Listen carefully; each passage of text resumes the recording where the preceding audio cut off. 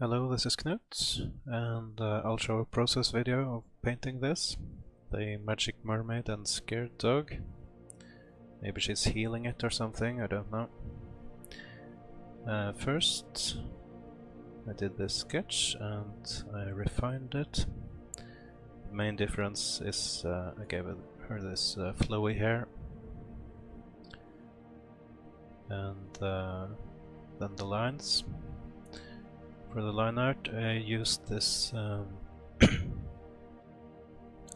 bluish texture brush, which I will link in the description. So the painting part after this, with the colors, took about 3.5 hours, and I did it on twitch.tv/kittyninjafish. So here's the time lapse.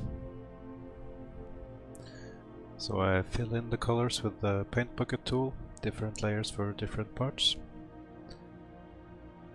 And I should have used a bigger tolerance setting on the bucket tool to avoid the white artifacts and pixels along the lines. Then I lock the transparency on the layers so I can shade freely like this without going outside the lines.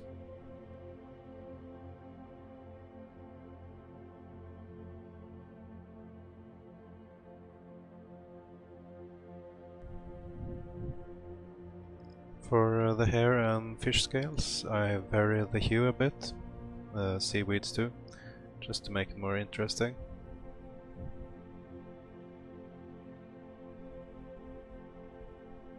Maybe the dog fell off the cliff and the mermaid saved it, I don't know.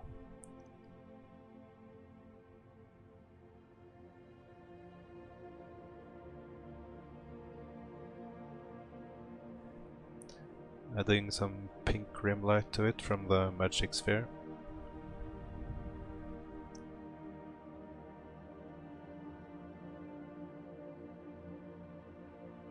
I like drawing little fish like the flying fish here. It's just fun. For the ball, I make sure the red parts get more contrast in the shading because it's a darker color.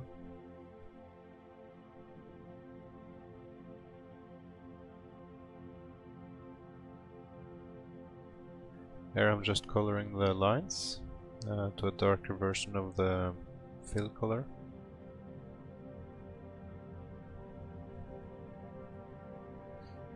And yeah, the bottom of the rock is wet, so it gets more saturated color and darker. And I do these seaweed shadows on a separate layer, so I can draw on the rocks without affecting the shadows, or draw on the shadows without affecting the rocks.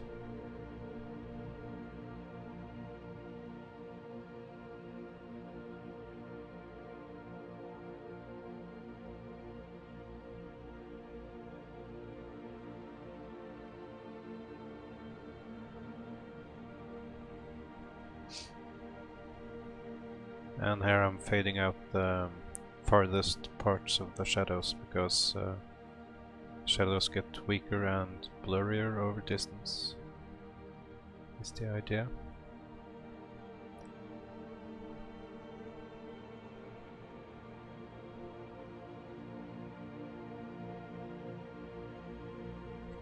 And to make the seaweeds look like wavy ribbons, I shade across them like this.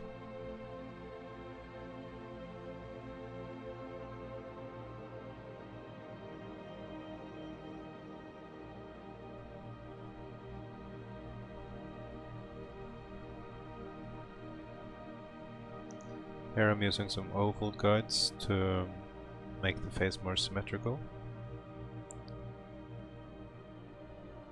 I make the furthest eye a bit shorter because it's further away. And it's background time.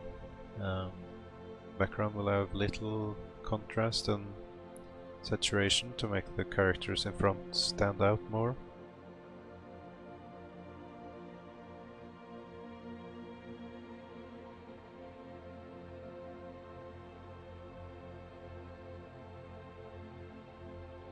If there was clear weather, I would think about where the sun is and I would draw sharper and darker shadows.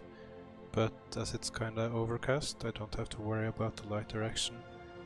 The light bounces around in the clouds and comes down from many directions.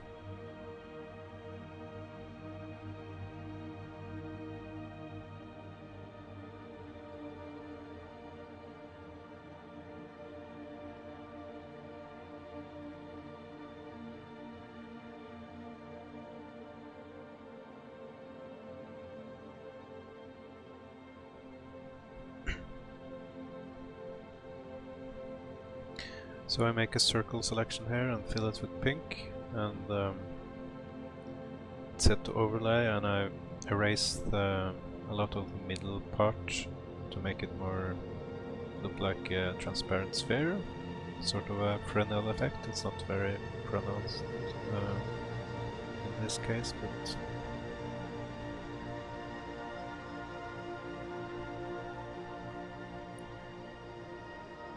and for the fishtail I didn't draw every scale because I'd rather suggest detail. The brain kind of fills in all the other fish scales. Also I'm lazy.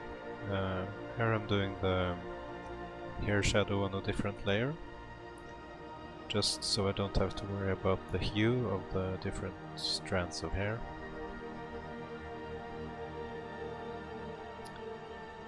And when I get the hair shadow roughly right, I merge it with the color layer, so I can shade with the eyedropper tool. That way I can be more precise about it.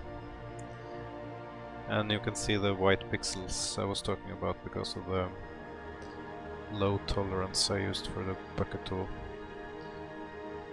Should always put it as high as possible without being so high that it goes outside lines. And that's mostly it. I think the rest is just refining and yeah. Thanks for watching.